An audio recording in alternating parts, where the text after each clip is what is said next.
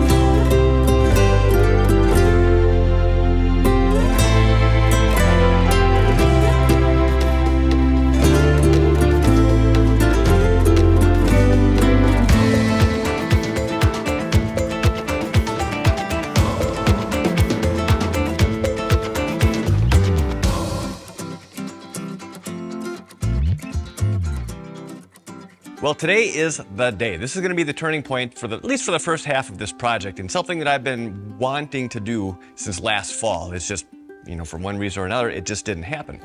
But now we are in the beginning of May, and I'm a little bit behind my tentative schedule, so time to get this thing out and start to get it all clean now that a lot of the really messy stuff, the grinding of the fiberglass, at least all of the heavy grinding of the fiberglass, is all finally done. Now, grinding down the interior of this hull has been a bit of a chore, to put it extremely lightly. Now, I have to give credit where credit is due. There is a young man that's been helping me out for the past few months, and he tackled all this. He ran with it, start to finish.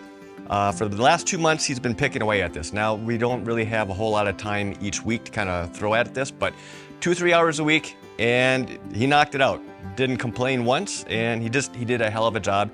If I had to do this, I'd still be grinding because, my shoulders would not be able to do it. If you know, you know. But so I have to give a huge, huge thank you to the young man called DJ. And I appreciate all your help, buddy. And let's see if we can get this thing cleaned up and start building on the interior and start doing some fun stuff. Now, basically, every square inch of the inside of this hull has been sanded down, and it's pretty smooth. There was a lot of texture in here from woven roving. A lot of that has been sanded down. It's not perfectly smooth, but most of the texture is already gone.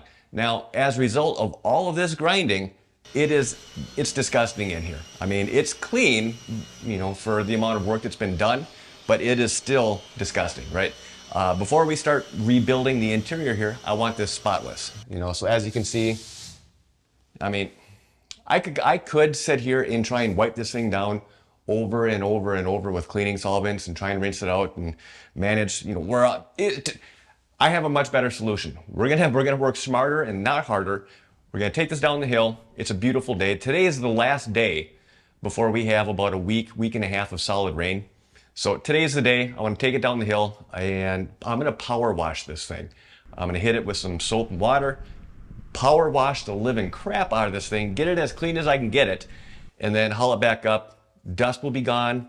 I'll have a clean slate that I can start actually rebuilding on. So that is the plan, but there's a little bit of equipment gymnastics that needs to happen in order to squeeze this thing back out without completely taking all of the boats out of the shop. So let's see what we can figure out.